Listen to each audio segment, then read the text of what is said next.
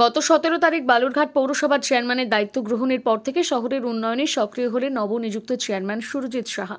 সোমবার সকালে মুখ্যমন্ত্রী মমতা বন্দ্যোপাধ্যায়ের স্বপ্নের প্রকল্প রাস্তাশ্রীর আওতায় একটি রাস্তার সংস্কার কাজের আনুষ্ঠানিক সূচনা করেন তিনি। বালুরঘাট শহরের রাজ্য সমিতির পাড়া এলাকার এই রাস্তাটি দীর্ঘদিন ধরে বেহাল অবস্থায় ছিল। এলাকাবাসীর বহুদিনের দাবি মেনে প্রায় 9,49,000 টাকার বেশি ব্যয়ে রাস্তা সংস্কারের কাজ শুরু হওয়ায় স্বস্তি ফিরেছে স্থানীয়দের মধ্যে। এলাকার বাসিন্দা বাবলি মজুমদার এই বিষয়ে কি তুলে ধরেছেন শোনাবো।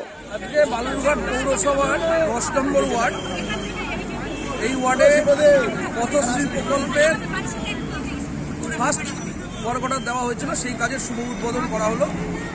সেই ওয়ার্ডেরই কাউন্সিলর সম্মানীয়া শিপ্রা খা মহাশয়া সঙ্গে সকল আমাদের যারা দায়িত্বপ্রাপ্ত আছেন তাদেরকে নিয়ে আমরা ওপেনিংটা করলাম, কাজের শুভ সূচনা হয়ে গেল।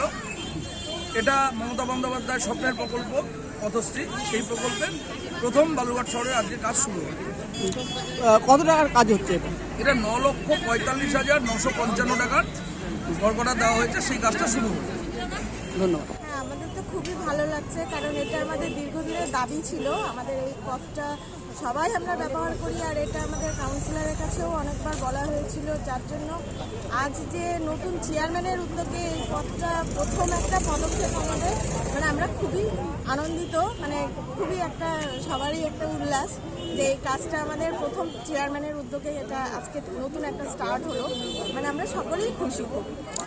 খুবই ভালো লাগছে যে আমার ওয়ার্ডে রাস্তা যখন ভালো হবে, সকল জনসাধারণের যখন উপকার হবে, জনসাধারণ যখন ভালো লাগবে যে না আমরা রাস্তা ভালো পেয়েছি, ওদের যখন ভালো সব রকম সুবিধা পাবে, আমার তো খুবই ভালো লাগবে যে আমি করে দিতে পারলাম, জনসাধারণ উপকার আমার 10 নম্বর ওয়ার্ডে উন্নত হবে।